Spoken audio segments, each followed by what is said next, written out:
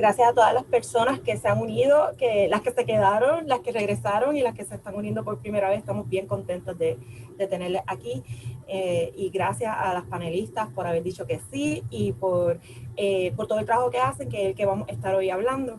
El panel que yo soy Verónica Rivera Torres y junto con mi compañero Camilo Guadalupe Torres trabajamos con el proyecto Derecho a tu Casa, que es un proyecto que ya lleva muchos años y que se ha ido transformando como un proyecto contra las ejecuciones de hipoteca. Antes hablábamos de la prevención, pero nos damos cuenta, visto lo visto y acompañado a las personas que hemos acompañado, nos hemos dado cuenta que nuestro proyecto es uno en contra de las ejecuciones por encontrarlas muy injustas y contrarias a los derechos humanos. Así que trabajo con Camilo y trabajo con todo el equipo de ayuda legal. En el día de hoy, el panel que vamos a estar teniendo se llama Bajo el agua 2 veces, el desastre de la crisis hipotecaria.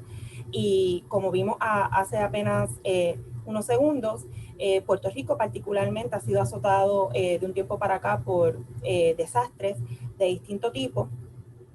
Y aunque marcamos el huracán María, que para quien no lo sepa, fue un huracán casi categoría 5 que destruyó el país y que pasó después de otro huracán, casi fueron uno detrás del otro, 2 huracanes entraron a Puerto Rico y lo destruyeron. Y eso pues, obviamente a todas luces fue un desastre y luego no mucho tiempo después vinieron terremotos y no mucho tiempo después de los terremotos llegó la pandemia.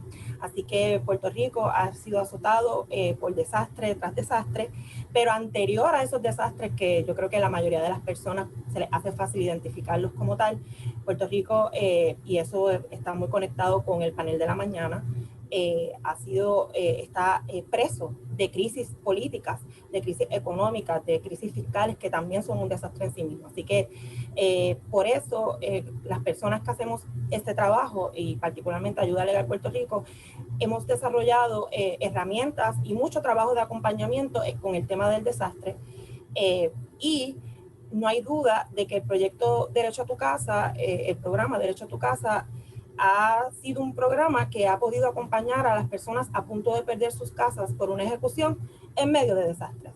Y se nutre, ¿verdad? La idea de este panel se nutre de esas experiencias. Quisimos invitar a compañeras que nos consta que hacen un trabajo importante, un trabajo político, comunitario, legal, con el tema de las ejecuciones, un trabajo también de activismo.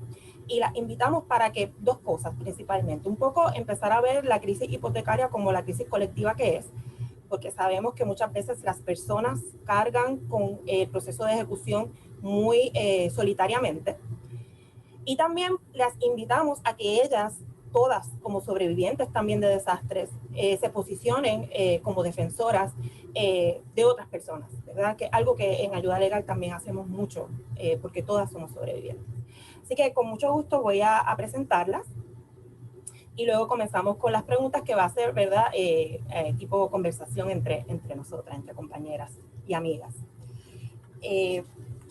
Tengo el honor de presentar a Yanelis Torres, una compañera que salió en el video.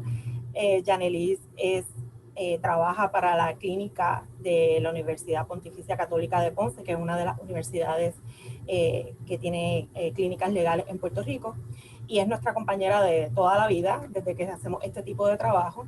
Así que muy bienvenida, Yanelis. Habla un poco más de ti. Tiene un bachillerato en Ingeniería Ambiental de la Universidad Politécnica de Puerto Rico, de donde se graduó en el 2006. Posee un Juris Doctor de la Pontificia Universidad de Puerto Rico, de donde se graduó en el 2009. En el 2010 establece su práctica privada legal en el pueblo de Guaynabo, desde donde llevó una práctica general de derecho en el área civil y la notaría. Desde el 2012 lleva trabajando casos y asesoramiento a clientes en procesos de ejecución de hipoteca, loss mitigation y procesos de mediación en el proceso de ejecución de hipoteca. En el 2017 pasa a formar parte del equipo de trabajo de la Clínica de Asistencia Legal de la Escuela de Derecho de la Pontificia Universidad Católica de Puerto Rico. En el mismo, en conjunto con la dirección de la Clínica de Asistencia Legal, crea el programa de prevención de ejecución de hipotecas para la región sur, trabajo que realiza con sus estudiantes de tercer año. Con mucho gusto y alegría también presento a Lucía Navarro. Lucía viene de Barcelona, se incorporó a la PA y Lucía nos va a explicar, ¿verdad?, qué hace esa organización tan importante y que tanto ha hecho no solamente en España, sino que ha impactado a nivel internacional el tema de las ejecuciones de hipoteca, el tema de la vivienda y los derechos humanos. Ella se unió en octubre del 2013 como afectada de hipoteca. Se apoderó y pudo conseguir la dación en pago y el alquiler social en abril de 2015 en la misma vivienda que perdió. Desde entonces ha participado en acciones de protesta y presión por el derecho a una vivienda digna. Actualmente su principal colaboración la presta como correctora de textos en las webs de PAP Barcelona y de la PAP estatal. También es traductora del catalán al castellano y viceversa. Colabora en la Comisión de Comunicación de su PAP local y del estatal, ayudando a gestionar las redes sociales. Es también activista de la Alianza contra la Pobreza Energética, en la que se desempeñan las mismas funciones para la web y las redes sociales. Y también presento a Paige Com, que viene de Right to City. Se unió a esa organización en el 2019, después de pasar la década anterior desempeñando funciones como organizadora comunitaria y educadora política en varios movimientos de justicia social en los Estados Unidos.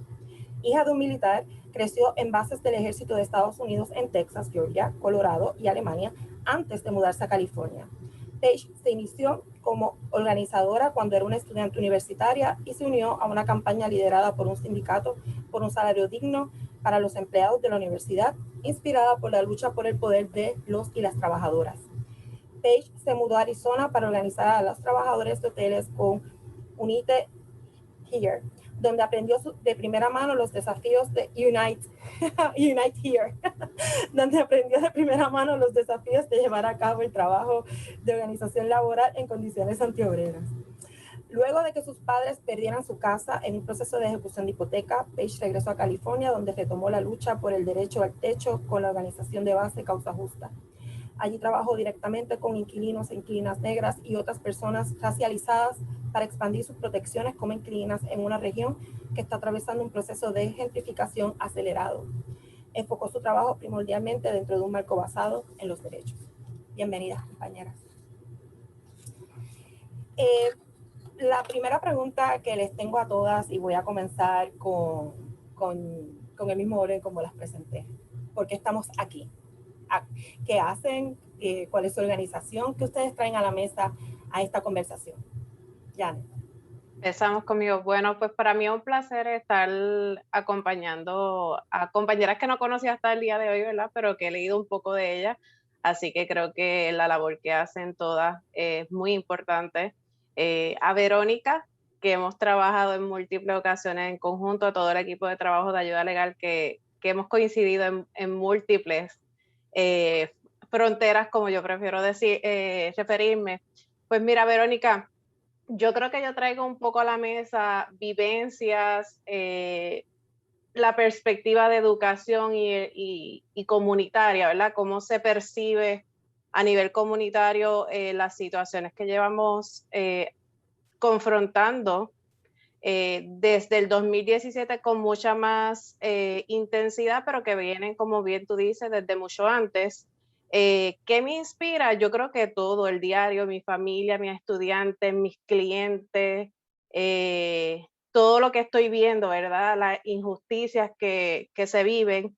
Y pues yo represento a la Clínica de Asistencia Legal de la Pontificia Universidad Católica, como tú muy bien dices, y yo creo que voy un poco rápido para los compañeros traductores, así que voy a bajar un poco mi intensidad. A la Clínica de Asistencia Legal de la PUCPR para acortarlo un poco.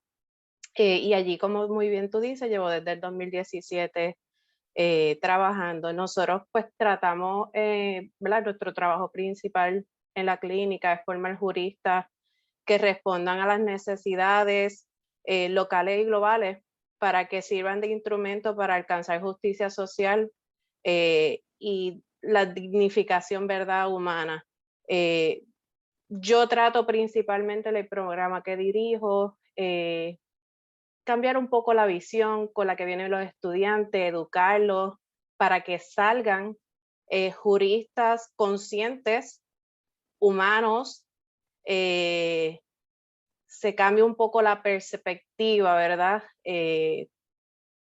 Poco fuerte que a veces uno viene como estudiante de derecho donde no nos humanizan necesariamente, y que es lo que me permite la clínica y, ¿verdad?, el trabajar con los estudiantes de tercer año. Y al mismo tiempo, pues, educar y tener un puente conductor directo con la comunidad que trabajo a través de la clínica, ¿verdad? Porque no somos este ente aparte que no se regodea con la comunidad, al contrario. Como entidad educativa, ¿verdad? Y de base religiosa, pues esos son nuestros principios. Estar en la comunidad, estar con el oído en el suelo, ¿verdad? Escuchando qué ocurre y colaborando con muchas otras organizaciones como ustedes, hermanas.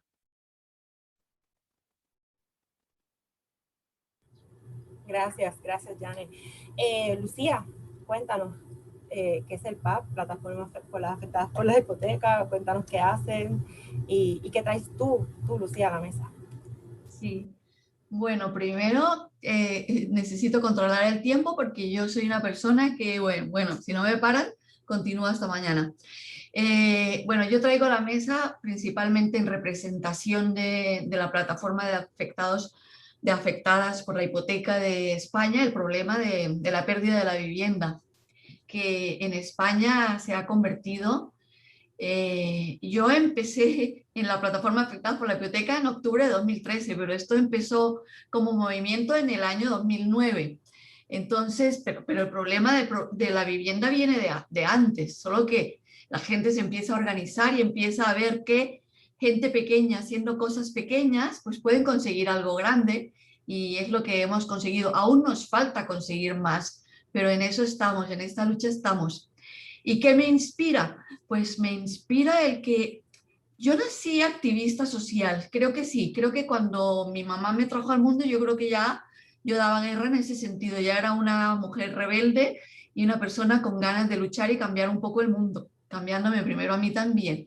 Entonces me inspira la lucha colectiva, estas ganas de la gente que está con el problema, con el agua al cuello, y ver cómo tenemos el poder pero no nos damos cuenta. Entonces nos hacen falta las herramientas, y las herramientas las conseguimos a través de esta plataforma que se formó en 2009 y que es la que nos hace, es el motor que nos da las herramientas para empoderarnos. Llegamos a empoderarnos a veces tanto que sabemos más que las abogadas y los abogados de oficio, que lógicamente, como ya hemos pasado a la parte de vulnerabilidad económica, tenemos que tirar mano siempre de abogada y abogado de oficio que nos lo proporciona la administración de aquí. Yo estoy en Cataluña, pues la administración catalana. Y llegamos a empoderarnos tanto que ellos mismos nos piden consejo y, oye, y averigua esto y averigua lo otro. Entonces, el trabajo que yo realizo es que, como a mí me han ayudado como afectada, que empecé en 2013, como a mí me han ayudado tanto y he conseguido tantas herramientas, pues el trabajo que realizo es, nosotros tenemos una frase que dice: no digas qué puede hacer la PA por mí, sino qué puedo hacer yo por la PA. Entonces, a mí me costó poco tiempo conseguir la dación en pago, la deuda cero y el alquiler social. Entonces, a raíz de ahí, yo empecé a trabajar. ¿Qué es lo que más me gusta? A mí se me dan muy bien los idiomas, y en Cataluña tenemos dos idiomas. El oficial en Cataluña es el catalán, pero coexiste con el castellano o español. Entonces me saqué el nivel casi máximo de esto, y yo llevo las redes sociales junto con otras personas compañeras y las páginas web, y en esas me distraigo, ayudo a la gente muchísimo también. Todo lo hacemos en asambleas, no hacemos asesoramiento ni asistencialismo privado, lo hacemos todo en asamblea. ¿Por qué? Pues para empoderarnos, para sentir que somos un colectivo. Y yo creo que ya lo dejo aquí, porque podría decir más cosas, pero el tiempo no me lo permite. Gracias. Gracias a ti, Lucía. Creo que muchas nos identificamos con eso de que pensamos que nacimos activistas, que algo pasó ahí y algo de lo que no nos podemos desligar. Paige, Cuéntanos, ¿qué te trae a la mesa? ¿Qué te inspira? Hi, thank you for having me. My name is Paige. I use she, her pronouns. Currently, I live in Decatur, Georgia, in the southern part of North America, which is the stolen land of the Muskogee Creek and Cherokee people, currently occupied by the settler colonial government of the United States. I grew up in a mixed-race family. My mom is Black, descended from enslaved Africans in North America, and my dad is white, descended from Irish and German immigrants.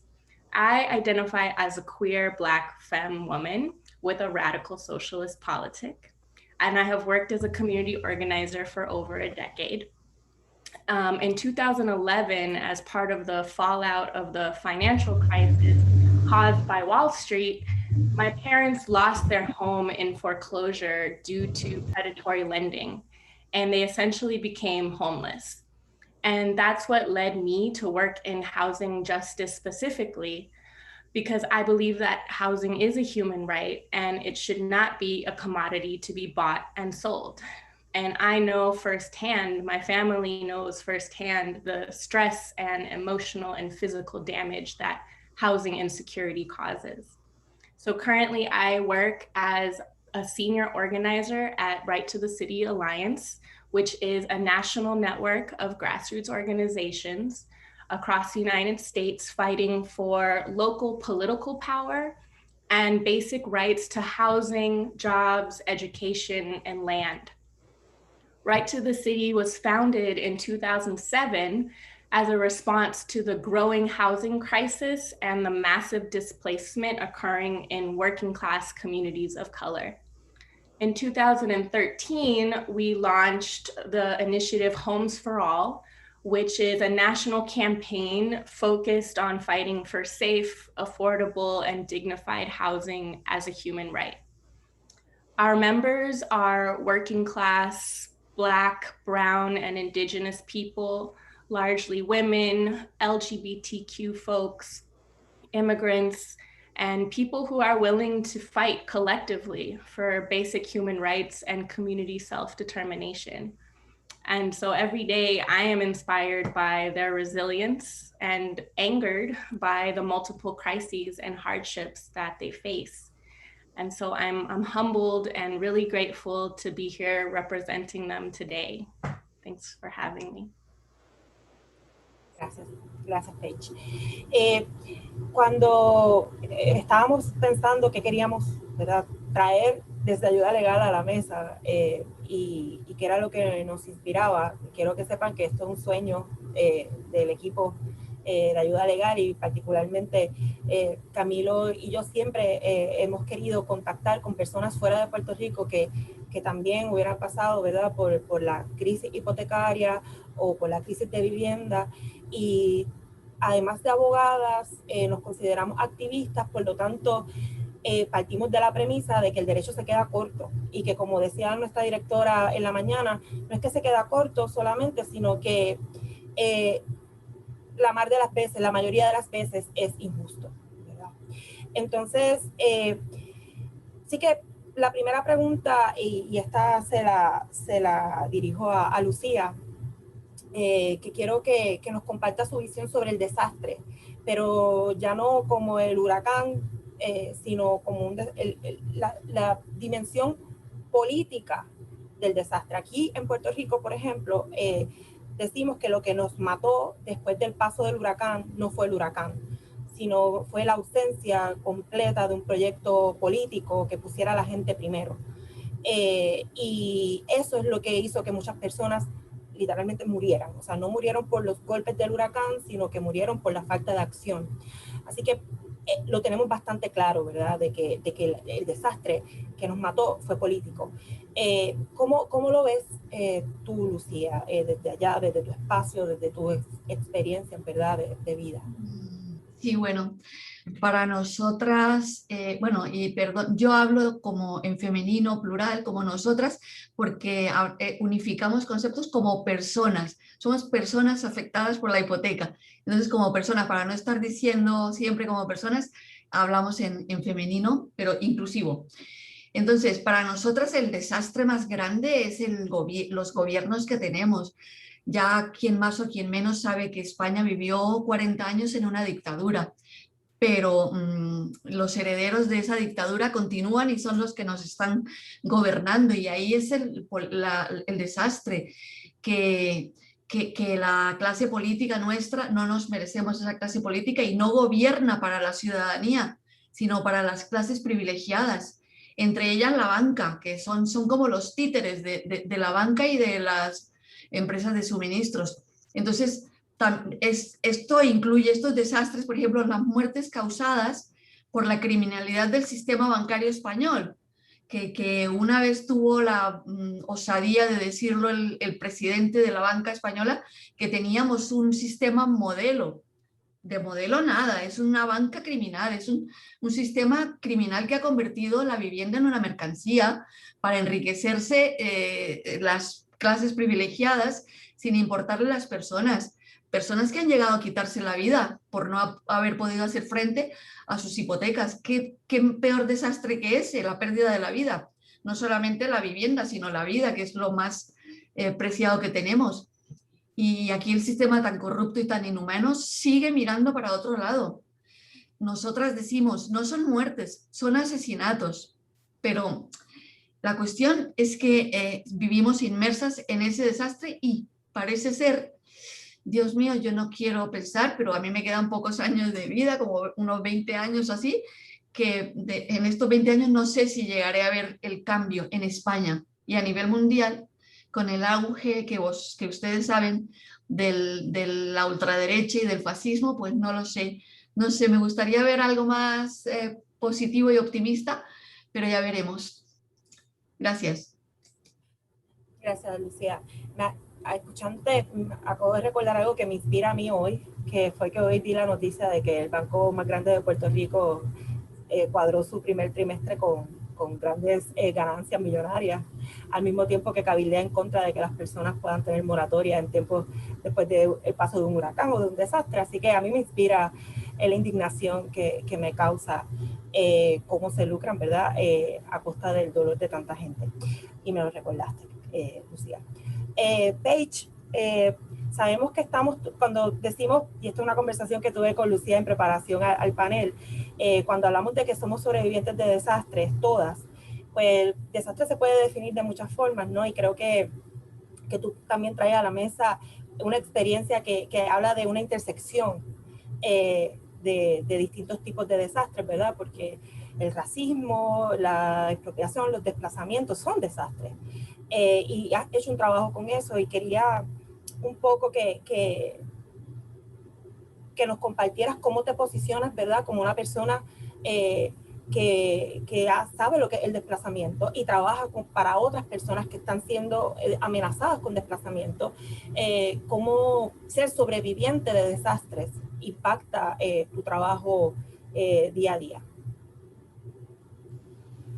Yeah, thanks for that question. So I think first I just want to start by saying that we live in a capitalist society, which inherently prioritizes wealth and profit above everything else.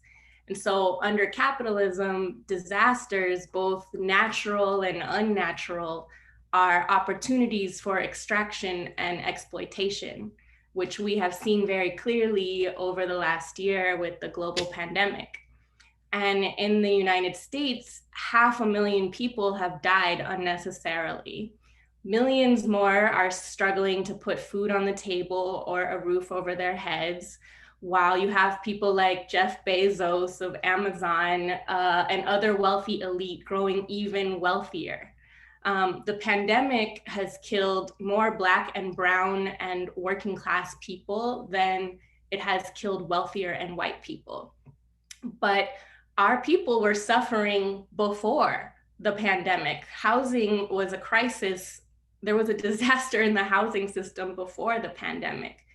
For example, Black people are just 13% of the United States population, but 40% of the homeless population are Black people. Black workers still earn less money than white workers, still get approved for home ownership loans at far lower rates, and have greater rates of disease, infant mortality, premature deaths. I mean, police have been killing Black people since the first slave catcher squad was formed. And so the pandemic just exacerbated what was already happening, which is why the uprisings that we saw in 2020 came as no surprise when George Floyd was killed. So all of this to say, racial capitalism is the disaster for our communities, which is exemplified in the housing justice work. The US housing system is very extractive, and increasingly we see it as a site of struggle where it's critical that we engage. 60% of the world's assets is in real estate. That's $217 trillion. And 73% of those assets globally are in housing, right? So in 2016 alone, there were home sales that were 37% of all sales of homes went to absentee landlords or investors or corporations, right? And we found that the real estate lobby industry is the single largest donor to both the Republican and the Democratic parties in New York and California. So they're the driving capital behind these neoliberal and right-wing governments. And so what we're seeing is a consolidation of like the full, complete control of land policy by financial institutions, the wealthy elite, and the real estate industry. And so that's why we have rents that are rising. The cost of living in every single city is going up rapidly, while, you know, wages have decreased, right? The national average rent in the United States was $1,400. You know, that's, who can afford that, right? Well, the federal minimum wage is still $7.25. So we're seeing that these evictions, the rent increases, and housing instability, that's impacting many people, multiple sectors, levels of the working class across multiple geographies, rural and urban. So this is a new dispossession, a new period of dispossession, right? The mass displacement and the destruction of the historic centers of political, economic, and social power in Black, immigrant, Asian communities, which connects deeply to over 500 years of the history of colonization of Native peoples. So there's so much at stake, and we really have to organize. So going through something like this, I really appreciated the video about not feeling alone in this, because what we have to do is understand that these supposedly private problems are actually public health problems, right? And that we all have a responsibility to improve the health of our communities by making sure that folks are housed in healthy and dignified, stable, affordable housing. Gracias, sí. Yanelis, obviamente aquí hay una experiencia compartida, ¿verdad? Porque estás en Puerto Rico y sabemos lo difícil que ha sido hacer este trabajo en este contexto, ¿verdad? Un contexto de mucha precariedad, de mucha desolación colectiva e individual. Entonces te pregunto, ¿cómo ha sido?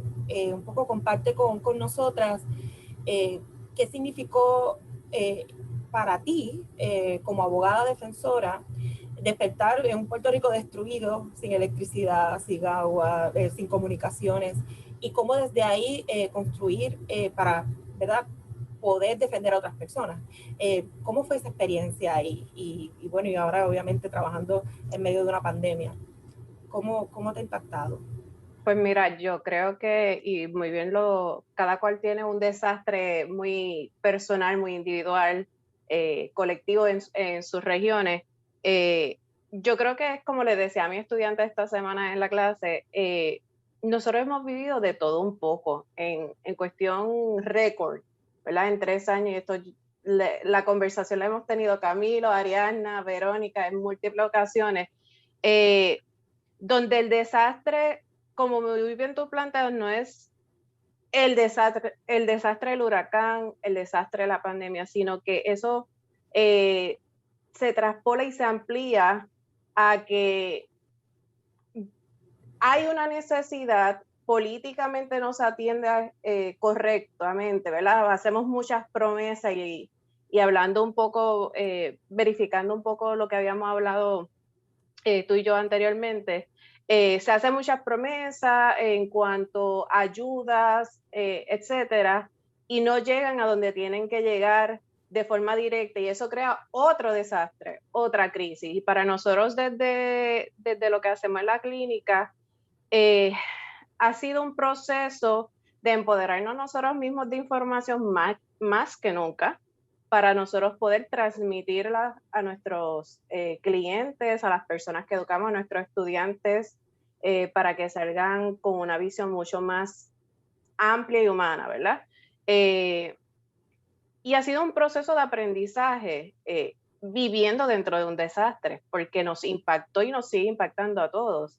El que uno sea abogado, el que uno sea profesor, ¿verdad? Y tenga un techo encima no significa que no viva el desastre, que no le impacte el desastre. Ver a clientes que emocionalmente sus familias se han deteriorado por María, después por los terremotos y por la pandemia, y entonces añadirle a la ecuación intransigencia de las instituciones financieras, falta de comprensión de los sistemas. Nosotros hablamos mucho de que a veces los sistemas, ¿verdad?, judiciales y no judiciales, hay una falta de comprensión de lo que conlleva estar en una crisis como esta de vivienda, ¿verdad? En un proceso de ejecución, de entender las reglas del juego, ¿verdad? Y eso tiene un impacto también y causa otro desastre y otra crisis dentro de la crisis, a mi entender. Porque se cometen muchas injusticias todos los días en ese proceso. Así que ha sido un proceso de mucho aprendizaje para poder transmitir la información y, como dice Lucía, empoderar a los clientes, empoderar a la comunidad, empoderarnos nosotros, ¿verdad?, como organizaciones hermanas, para seguir dando servicio y ampliar la información.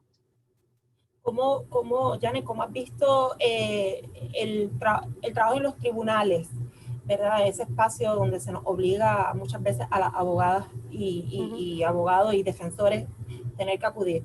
En un contexto de desastre, ¿has visto que ha habido más sensibilidad, menos sensibilidad, o has tenido que litigar como si no hubiera pasado nada?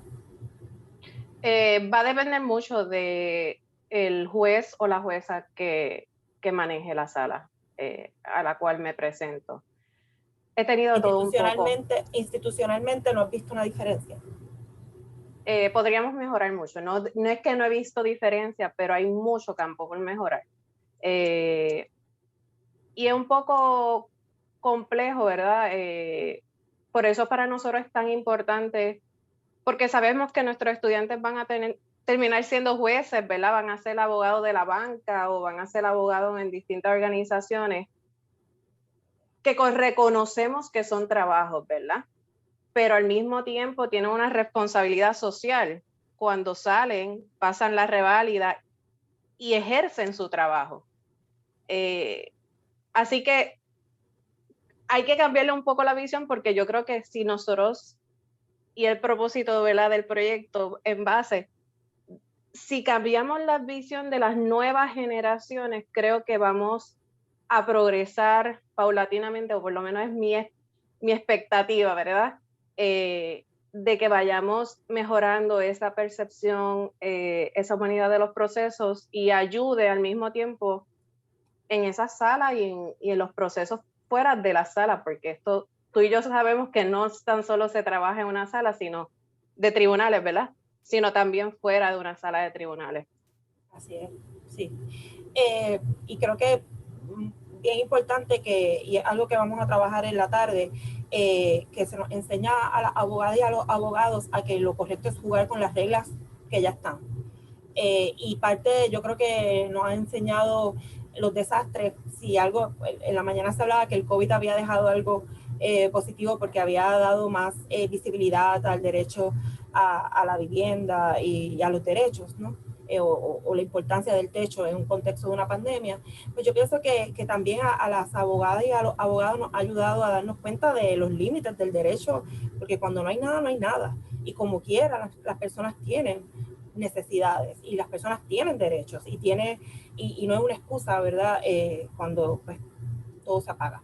Así que eso siempre... Verónica, antes de que pase a la próxima pregunta y para culminar, creo que debemos de quitarnos, yo, ¿verdad? Como le explico a mi estudiante, de que esto no es un asunto ya de la persona que decidió, ¿verdad? En el caso de lo que yo hago de prevención de ejecución hipoteca, decidió dejar de pagar su casa. Porque simplemente esa fue una decisión de la noche a la mañana, que nunca lo ha sido, pero hoy en día nos toca a todos. El que más o el que menos tiene un familiar, un amigo, que ha perdido esa seguridad, porque el techo lo que crea es una seguridad y ayuda al progreso, ¿verdad? Que si mientras yo me sienta seguro, tomo como una energía, ¿verdad? Para seguir haciendo un sinnúmero de cosas en mi vida, y no es un asunto de si soy profesional o no soy profesional, porque también a veces se habla mucho de eso, es que esa persona porque no tiene educación o porque no tiene acceso a un trabajo necesariamente, pues está en esa crisis, ¿verdad? Y no es un asunto de profesionales porque conocemos un sinnúmero de casos profesionales de primer orden, ¿verdad? Que lamentablemente están en estas situaciones, así que ya esto no es una cuestión de un grupo nada más. Bien. Lucía, quería preguntarte, porque obviamente has compartido que pasaste por el proceso de ejecución de hipoteca y ahora eres parte de una de las organizaciones más importantes en España que trabaja contra las ejecuciones, ¿verdad? Y quería saber un poco cómo fue ese proceso, cómo de tu situación personal eso se transformó en un trabajo colectivo y un poco que nos arrojes un poquito de luz sobre a qué nos referimos cuando decimos que la crisis hipotecaria no es una crisis individual, sino que es una crisis colectiva de nuestros países y digamos a nivel mundial. Sí, bueno, yo la verdad es que en España no está tipificada como ley, o sea, no está aprobada la dación en pago, cosa que sí que nos llega que en Estados Unidos sí, que por ejemplo cuando no puedes pagar la hipoteca, tú vas y entregas las llaves y ya te quedas sin casa pero sin deuda ni nada. Aquí no, aquí te la tienes que luchar o currar, como decimos en España. Entonces... por eso es mucho esfuerzo luchar contra una cosa que no existe en las leyes, ¿no? Entonces, ¿por qué la crisis de las ejecuciones de hipoteca es colectiva y no solo individual? Pues porque afecta a toda la sociedad, familias, padres, madres, suegros, suegras, hermanos, hermanas, o sea, personas vulnerables que además se les exigía, la banca corrupta les exigía avalistas. Y el banco, cuando no se pagan las cuotas, lógicamente no son hermanitas de la caridad y acosan a las personas que han servido de aval y personas que han perdido, padres y madres que ya habían pagado su vivienda y la han perdido. Eso es un crimen. Entonces, es colectiva porque nos vendieron un modelo habitacional como propietario de vivienda, que no era sostenible y que era injusto, porque muchos bancos sabían que vendían viviendas a quienes no podían pagarlas, como es mi caso. Yo estaba en pareja, cuando me hipotequé, cuando me conseguí la vivienda, yo estaba en pareja y él estaba trabajando, pero yo no. Entonces nos hicieron una hipoteca, además yo tenía 50 años ya, él tenía 40 años y él ganaba 1.200 euros y yo no ganaba nada porque estaba en paro. Bueno, pues con esos 1.200 se supone que nos hicieron una hipoteca a 30 años, con 50, ¿dónde voy a llegar yo con 80 años a seguir pagando? Y la pareja se rompió, pues por eso, ¿no? Por las presiones. Y bueno, el gobierno nos convenció, mira, es que el alquiler es tirar la casa, es tirar el dinero. Cómprate una vivienda, que las viviendas siempre se revalorizan y esas cosas. Eso es un engaño. Por eso nosotras aquí en España decimos, no es una crisis, es una estafa. Y es colectiva porque ha sido una estafa colectiva, un engaño colectivo, donde tantísimas familias fueron engañadas y a la vez que desahuciadas por solo querer tener una vivienda. Y mientras tanto el gobierno pues mirando para otro lado y permitiendo todas las aberraciones que cometía la banca. Ahí está. Y yo me olvido de hablar de la pandemia porque es que para mí la obsesión más grande es los desahucios. Porque nuestra pandemia desde hace años, antes eran como una cosa invisibilizada, pero a partir de 2009 empezó a visibilizarse. Y esa es nuestra mayor pandemia, los desahucios, el dejar tristemente a una familia con pequeños, con hijas menores en la calle, me parece una cosa, pero mata más este tipo de cosas que la pandemia, es nuestra pandemia. Gracias. Sí, te pregunto, Lucía, con el trabajo que haces, ¿verdad? Junto con otras personas, ¿cómo fue el proceso? Quería saber, porque llegaste a la organización por estar pasando por la situación de la ejecución de hipoteca, o cómo fue, y cómo llegaste y qué te dio, por qué te quedaste. Sí, pues sí, llegué, la PA se creó en 2009 y yo ya en 2008 estaba con el agua al cuello. Pero ¿qué pasa? Estaba en una depresión brutal y empezaron los problemas de pareja. ¿Qué pasa? Que cuando estás en una depresión brutal te puede dar por estar en una burbuja y no te enteras que hay gente en tu misma situación o que hay soluciones posibles. Estás tú inmersa en tu sufrimiento, porque es lo que llamamos ombliguismo. Ay, yo sufro más que nadie y bueno, me quiero morir y esas cosas. Entonces, me impedía saber que había ya un movimiento que luchaba por el derecho a la vivienda. Y lo descubrí a principios de 2013. Yo me había ido de España pensando que como en noviembre en noviembre de 2011 dejé de pagar la hipoteca, y ya enseguida pensé, me van a echar, me van a echar. Y entonces, antes de que me echaran, me dijo mi hermana, ¿por qué no te vienes aquí a Colombia? Que aquí ya sabes que tienes un rinconcito. Y me llevó para Colombia. Tenía la depresión todavía y no se me curó porque fue un desarraigo brutal, ¿no? 40 años viviendo en España, yo nunca encajaba yo soy de origen alemán, entonces no tenía el perfil típico de la mujer latina, entonces algo no cuadraba y con la depresión se agravaba, entonces me sentía un desarraigo brutal. Y me enteré que ya empezaban a florecer las palabras dación en pago y deuda cero y me vine otra vez. Y aquí empecé la lucha para aprender a solucionar mi caso. Y una vez solucionado mi caso, empezar a luchar por la gente que venía nueva, que aún no tenía las herramientas, porque a mí me habían ayudado. Y yo soy una persona que creo que cuando a ti te ayudan, tú tienes que responder a la madre naturaleza, a la tierra, a sus habitantes, ayudando también, ¿no? Es la reciprocidad. Y de ahí, eso se llama socializar también los conocimientos y es una herramienta muy potente que nos inculca la PAM. Hay que socializar los conocimientos. Y entonces por eso yo dije, mi vida hasta el final, ojalá que deje de existir la PA, porque si deja de existir la PA quiere decir que se termina en España el problema de la vivienda. Pero me temo que no, que mientras tengamos los gobiernos que tenemos, el bipartidismo me parece que aquí no tendremos más alternativa que seguir luchando y empoderando a la gente nueva, a las nuevas generaciones. Pues creo que eso es la pregunta que me has hecho. No sé si me dejo alguna otra cosita. Recuérdamelo y si no, pues...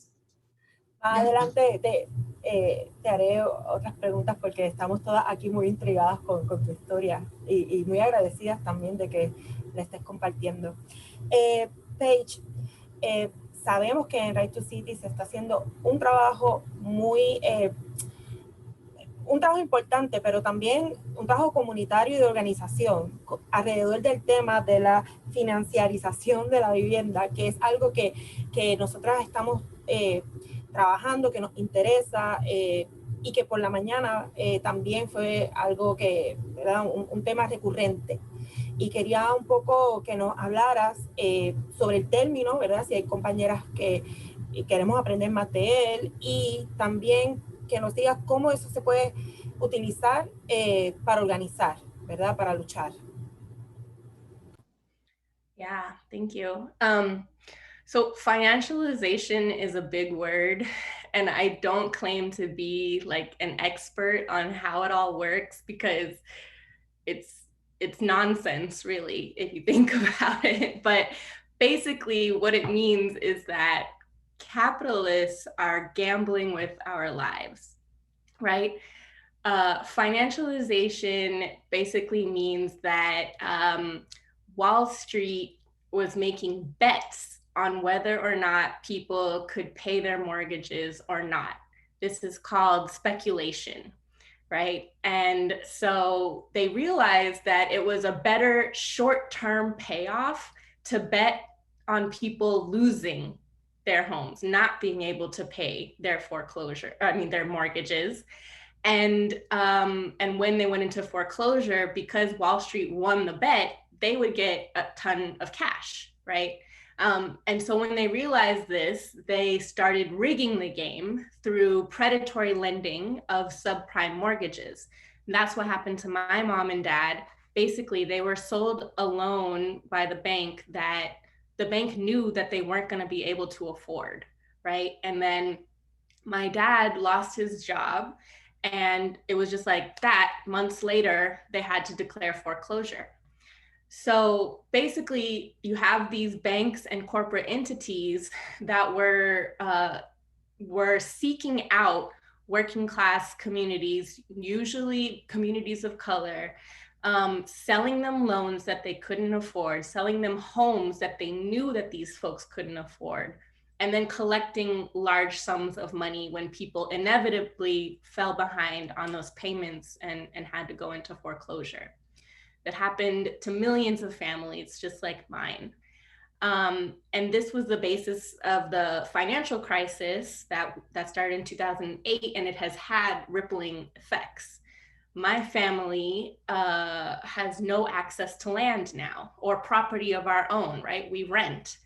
And that means we don't have the opportunity to build wealth or even just stability that we can pass down to future generations, right? This is how inequity continues even when you have legislation that prohibits discrimination.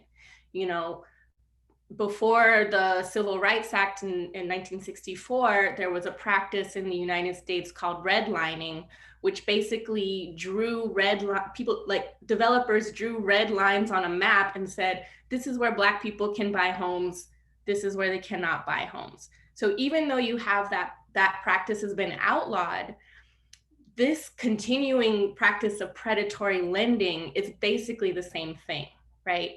It still prohibits people from accessing land, which we need to live because we are land mammals, and it means that there's no guarantee for future generations to have that kind of stability.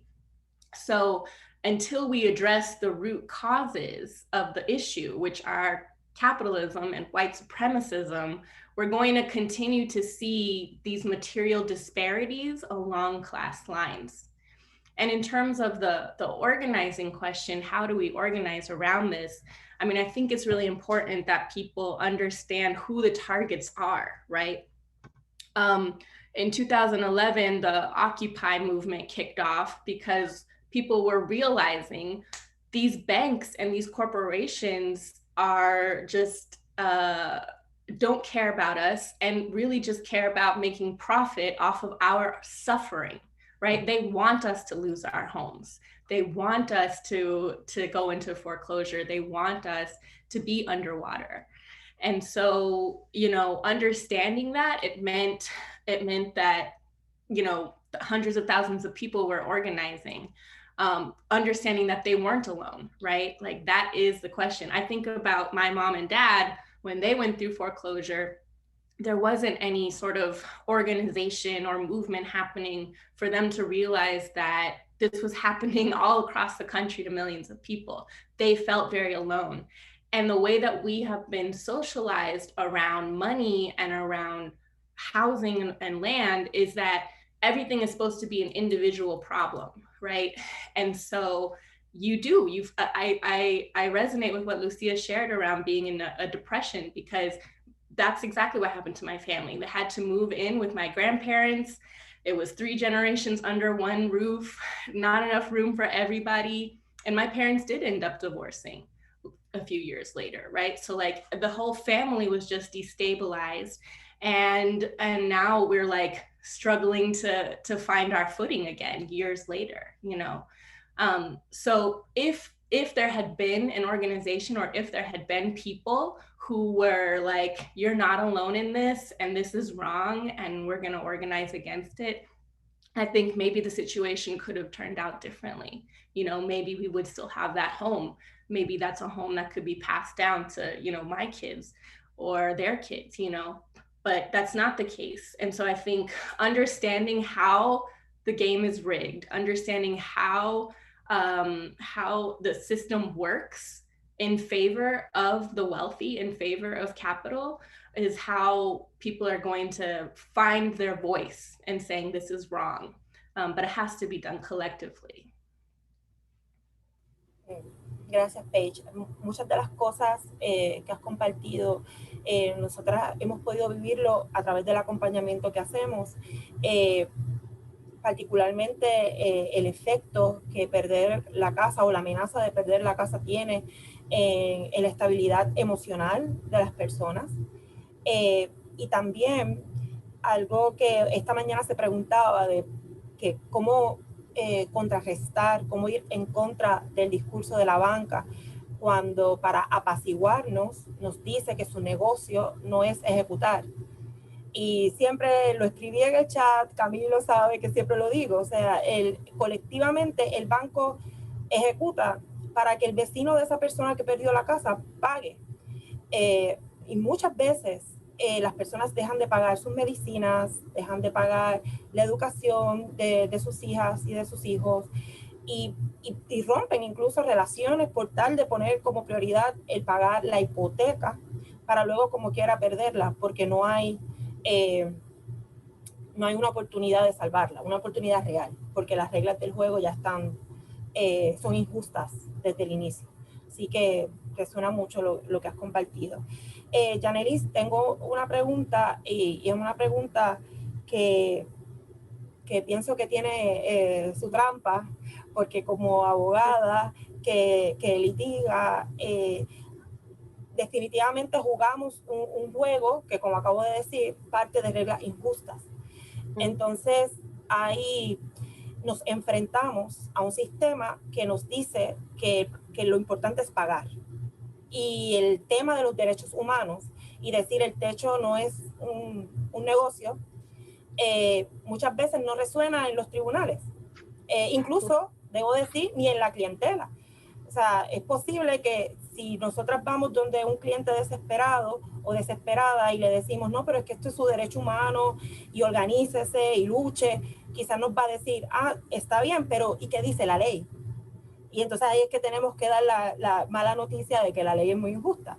Entonces te pregunto, como abogada en la clínica, ¿cómo tú trabajas con esas reglas injustas para poder empujar que el derecho a la vivienda es fundamental y que no puede estar sujeto a las reglas del mercado, ni de los negocios, ni del capital? Yo me atrevería a decir que no es un asunto del cliente, no es un asunto quizás de la banca únicamente. Yo digo que es hasta, ¿verdad?, uno mismo, porque es como yo le explico a mis estudiantes, uno a veces cae en la trampa del pensamiento que socialmente nos imponen, ¿verdad?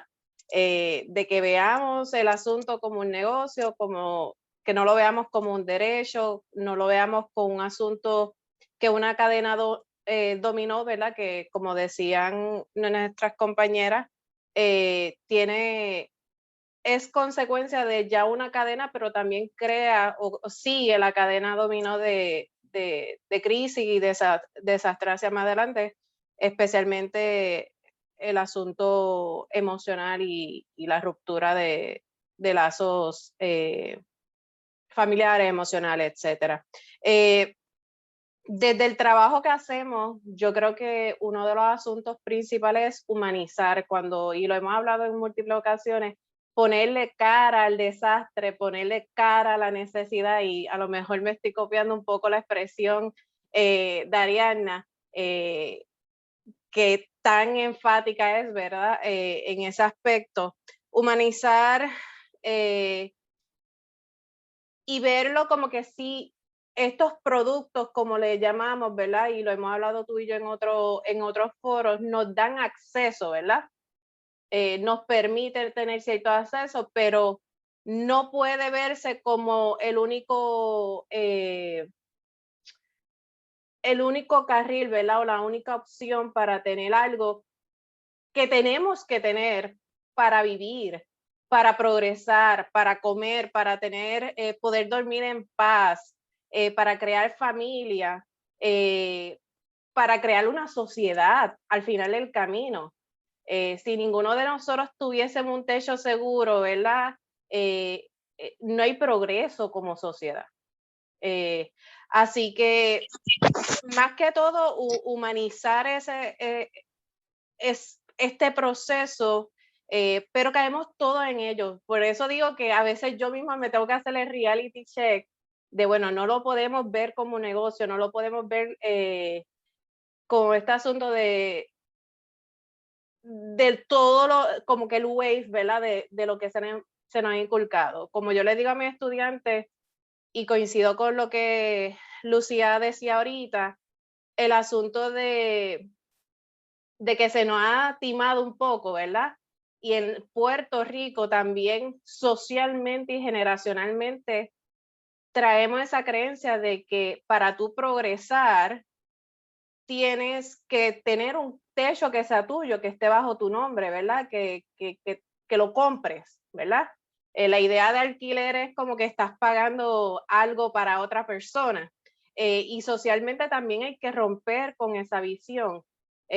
Porque si bien es cierto, nos inculcan eso desde pequeño. Trabaja para tener una casa, trabaja para comprarla. Y si yo decido no tener y no comprar nada a mi nombre, porque esa es mi decisión, ¿eso me hace más humano o menos humano, o no encajo, ¿verdad? En lo que socialmente o el encasillado de negocio y social que tanto nos inculcan? No. Quizás tengo otras prioridades, quizás tengo otras visiones y son tan válidas, ¿verdad? Como la de aquel que desea pues accesar y tener su propio hogar y su titularidad. Y también el asunto de que parte de lo que hacemos es también educar de que lo primero que nos ofrezcan no es la respuesta, ¿verdad? Lo hablaba en un conversatorio que tenía con otro de los colegas de organizaciones subvencionadas, que el problema es que no buscamos opciones, ¿verdad? Lo primero que nos presenta, pues eso es bueno, ¿verdad? Yo lo que quiero tener es acceso a mi propiedad y no hay una educación a mayores opciones. Lo decía Paige, estos préstamos predatorios, y desconocemos que pueden haber otras opciones. Así que no hay una respuesta específica y única, ¿verdad? Así que más que todo ponerle cara a la humanidad, ¿verdad? Al problema y a la crisis. Sí, casi siempre cuando estamos ante otra persona, por alguna razón, las personas se ponen, sobre todo en los tribunales, se ponen del lado del acreedor y no de la persona que está pasando por el proceso de ejecución. Así que hay un trabajo ahí nuestro de empujar la cara de la persona y la historia de la persona demandada en un proceso de ejecución. Quería un poco hablarles para la transición ya de el último tema que vamos a estar trabajando en ayuda legal, como parte del trabajo que hemos hecho para contrarrestar las narrativas de la banca. Hemos desarrollado nuestra propia definición de riesgo de perder una casa por una ejecución, porque el banco, muy a propósito, se pone muy técnico cuando define lo que es riesgo y se adhiere a lo que dicen las leyes. Pero nosotras hemos construido una definición a raíz de la experiencia, y es que sabemos que las personas, una vez que dejan de pagar la casa, casi nunca pueden volver a ponerse al día, porque ya eso es lo último que les quedaba por dejar de pagar, precisamente porque las personas, pues como ya dije, pues renuncian a pagar otras cosas por tal de pagar la casa. Y hemos desarrollado una herramienta que la van a encontrar en el chat, que le voy a pedir a mi compañera que lo pongan, que es una herramienta para detectar riesgo. Es una herramienta en que, contestando unas preguntas sencillas, las personas van a poder saber el riesgo que están de perder su casa por una ejecución, pero también van a ser dirigidas a dónde pueden encontrar ayuda. Porque lo importante, al fin y al cabo, es que nadie se quede solo ni sola, y hay un trabajo muy vital de hacer llegar ese mensaje de que nadie debe estar solo ni sola, porque el sistema nos quiere así. No solamente que nos quiere solas, sino que quiere que nos creamos que no hay salida. Entonces, un poco para revertir esas narrativas y para poder construir conocimiento en colectivo y también defensa en colectivo, pues esa herramienta la encuentran en el chat. Le agradeceré que la compartan y que la utilicen. Lucía, esta parte final de nuestro panel tiene mucho que ver con nuestros testimonios, con nuestras historias. En la mañana, Camilo preguntaba en el panel de la mañana cómo se veía ganar, que es algo que nuestra directora Ariadna también siempre está preguntando, ¿cómo se ve ganar? Y nos han preguntado, y ha causado mucha curiosidad, que comentas que la casa que perdiste por ejecución es donde estás viviendo, si no me equivoco, o te quedaste viviendo en la misma propiedad pero con otro arreglo. Y las personas, pues, queremos saber. Y antes de eso, quiero aclarar, porque hemos hablado de dación en pago y es muy curioso, Lucía lo has mencionado muchas veces, y es posible que las personas no conozcan el término. No sé si tú lo quieras explicar, Lucía, qué es dación en pago, y de ahí partir y explicarnos cómo fue que te quedaste viviendo en la propiedad y cuál fue ese arreglo. Sí. Bueno, gracias. Ya di una pincelada de lo que era dación en pago, ¿no? Que es entregar la vivienda y quedar con una deuda cero. Entonces, los bancos aquí en España pretenden, su objetivo es quedarse tu vivienda por un valor del 60%, y entonces el 40% restante, además de haberte quitado la vivienda, el 40% restante te lo quieren endosar como una deuda. O sea, tú te quedas sin vivienda, viviendo debajo de un puente en la calle, y encima tienes que trabajar para pagarles ese 40%. Ese 40% en España lo llamamos mochila. Entonces, aquí todo el mundo lucha en la PA y aprende a luchar para cuando no existía tanta fuerza y se quedaban con la mochila, entonces vienen, claro, con el corazón roto a la PA, de que cómo es que fulanita consiguió la dación en pago y deuda cero si yo me quedé con una mochila. Pues entonces las empoderamos para que consigan condonación de la deuda. Entonces, yo soy una persona, bueno, yo nací en una parte de Colombia que se llama Santander, que dicen que, que allí cortamos el agua a machete y sembramos el maíz a tiros. O sea que somos muy atravesados, muy de mal genio, ¿no? Entonces yo pensé, me empoderé tanto, yo me llegué a empoderar tanto que era ya, y encima tengo mal genio por el insomnio, entonces ya yo iba y yo decía, ya con mi cara, es que yo creo que el banquero o la persona que estaba ahí de intermediaria tendría que, ¿no?, pensar, hostia. Entonces, ¿qué pasa? Que me empoderé, ¿no?, de esa manera, y conseguí que pretendían dejarme una deuda, pretendían dejarme sin casa, y no. Entonces yo tuve la suerte de tener una abogada de oficio que funcionó bien. Ella también era tan mal geniada como yo. Entonces, entre las dos acosamos al interlocutor de la... No era una financiera basura del Banco Santander. Financiera basura quiere decir que daban hipotecas a personas como yo, que estaba sin trabajo, o incluso daban hipotecas a una familia de 4 miembros que 2 de ellos estaban sin trabajo. Entonces, por eso lo llamaban, se llama Unión de Créditos Inmobiliarios, UCI, pero nosotros lo llamábamos Unión de Créditos Imposibles. Entonces, conseguí la dación en pago y deuda cero a base de machacar. Yo empecé a machacar desde octubre de 2013 hasta el 28 de abril de 2015. En ese tiempo yo estaba viviendo en mi vivienda sin pagar.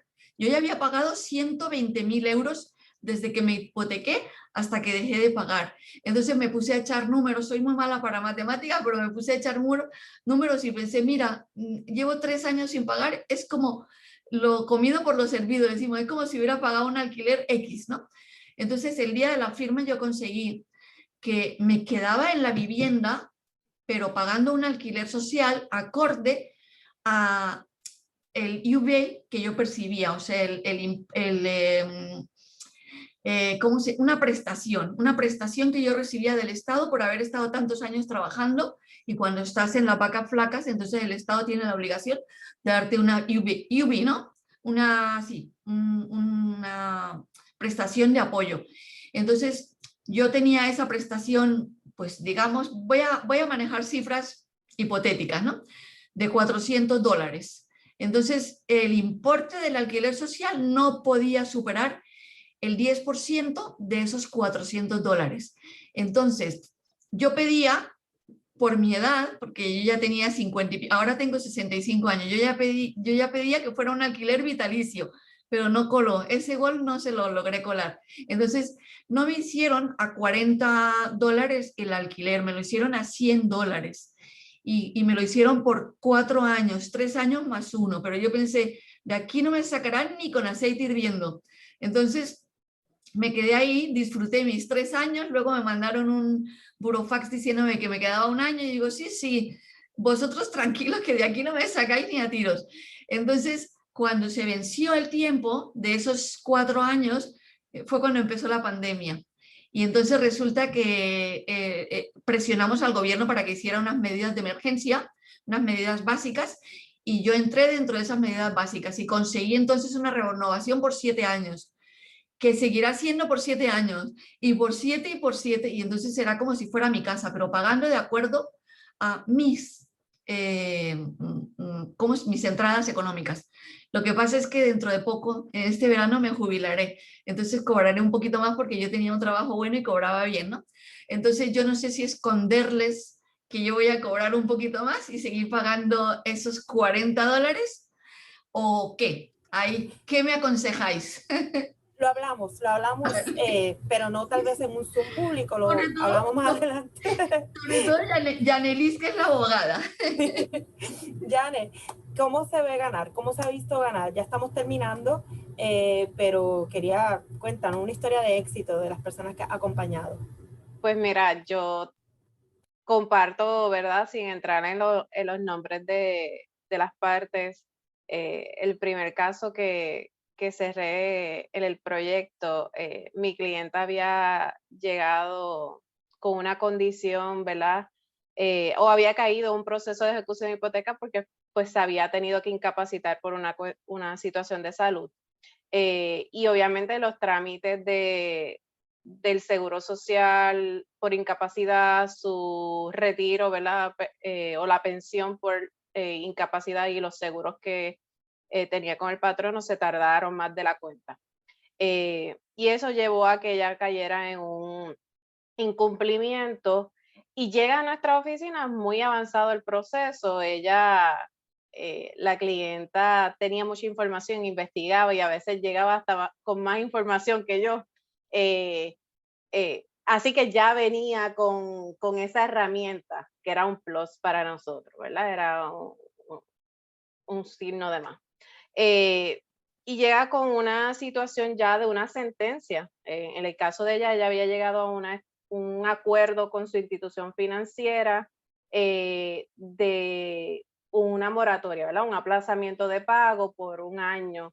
Y antes de que se le culminara el término, pues hizo las gestiones y cayó en oídos sordos, porque uno de los problemas que enfrentamos en muchísimas ocasiones no es que hayan procesos, reglas ni manuales, sino que los componentes, especialmente de las instituciones financieras, conozcan cómo manejarlos y aplicarlos, ¿verdad? Y cayó en oídos solo, se sentaron en su expediente, llegó el periodo de que culminaba ese acuerdo y automáticamente el acuerdo incluía que ya aceptaba todo lo que decía esa demanda, ¿verdad? Así que eso fue un fast track para la institución financiera y lo próximo que llega a nuestra oficina con una solicitud de ejecutar esa sentencia. Y fue bien emocionante cuando tú radicas una solicitud de relevo de sentencia y te la conceden, y en el interín llegó María y dio la oportunidad que ella culminara al mismo tiempo todas sus gestiones de ingresos, ¿verdad? Que pudiera tener esos ingresos y llegar a un acuerdo de reestructuración de su hipoteca, que era lo que originalmente ella quería. Pero se le negaba y se le cerraba porque decían, bueno, es que tú no tienes ingresos, pero está bien, no tengo ingresos ahora, pero estoy haciendo esta X, Y, Z gestión, permíteme un tiempo razonable, ayúdame, ¿verdad? No es que yo no te voy a poder pagar, pero ayúdame a yo llegar y que llegue ese momento de que tenga los ingresos. Así que logramos que nos dieran la razón, que fue injusta esa sentencia y que obviamente ella llegara a un acuerdo. Excelente, gracias, Janet. Quiero decir que sé que hay más preguntas con relación a todo el proceso de Lucía. Me comprometo a hacer una entrevista profunda y a compartir. De alguna forma vamos a enterarnos más de cómo Lucía logró lo que ha logrado y lo que va a seguir logrando. Paige, ¿cómo se ve ganar desde Right to City? ¿Cómo se ve ganar? Yes, how do we win? Well, we need a just transition. I don't know if folks have heard this term, but basically, how do we move from an extractive economy to a regenerative economy while taking into consideration our human rights and the rights of Mother Earth? At Right to the City, we don't believe that individual home ownership is the answer, because we think private property is a lie. But we do believe that what we refer to as the renter nation is a critical and emerging sector of the working class that should be organized and should play a leading role in a united front, a broader united front. And our definition of the renter nation includes anyone and everyone who doesn't have full control over their land. This includes people who have mortgages, right? You're actually just a bank tenant. We know that the federal government and corporate interests are not stopping with their attempts at land grabs. They will manipulate you and steal your home and your land right out from under you. So we have to organize and be in solidarity with each other to build alternatives and to decommodify land and housing. So our strategic objective is for over the next 10 to 12 years to call for and to organize a national federation of tenant unions and community unions with over 10 million members. That's our goal as Right to the City. And currently, our members are organizing to stop evictions, to pass basic tenant protections, and to take housing off of the speculative market. So for example, one of our member organizations called Chainbreaker Collective in Santa Fe, New Mexico, is fighting for publicly owned land, a 64-acre lot of land that used to be a community college, to be converted into the largest community land trust in the country. Community land trusts ensure that housing remains affordable and gives the community an opportunity to decide for itself how to use the land. And so we have several organizations across the country who have already established community land trusts, and we have organizations who are fighting to establish community land trusts. Another example of a victory is Inquilinex Unidex in Minneapolis, Minnesota. They were able to effectively evict their slumlord and buy a complex of apartment buildings and turn it into a cooperative. So these kinds of alternative models that say that housing is a human right and say that it's not a commodity or nothing that should be bought or sold, right? Those are the future. Those are the future that we envision. And I'm sure folks on this call know the struggle for land is a struggle for self-determination and for sovereignty, and it's imperative that we all take part in it. Gracias, Paige. Genial. Estoy muy contenta y agradecida de todas ustedes que han compartido sus historias de éxito y también sus historias de vida. Ya hemos terminado esta parte del panel. Gracias a las personas que han hecho preguntas. En la medida en que se haya quedado alguna pendiente, nos comprometemos a buscar la respuesta y hacérselas llegar. Y no sé si nuestra directora Ariadna tiene unos... Yeah, I have a few things to say. Probably this is one of the most powerful panels that I've ever heard. Voy a hablar en español. Este es uno de los paneles más poderosos que yo he escuchado. Nosotras en Ayuda Legal Puerto Rico decimos nosotras porque somos las personas, pero también honrando que la mayoría del equipo es una organización fundada, creada, gestada en su mayoría por mujeres, porque la crisis no nos afecta a todas por igual. No es accidente que el 71% de la gente que se registró para este encuentro son mujeres. No es accidente que más o menos ese % de gente son las que llegan a las puertas de Ayuda Legal Puerto Rico. Y no es accidente que cuando vemos esfuerzos de resistencia, las que vemos son las mujeres, las activistas, las defensoras de derechos humanos, las madres, las tías, las abuelas, asumiendo un espacio político para defender ese hogar. Decían, y dice el patriarcado, la mujer es de su casa. La lucha de derecho al techo dice las casas son de las mujeres, y eso me parece bien poderoso.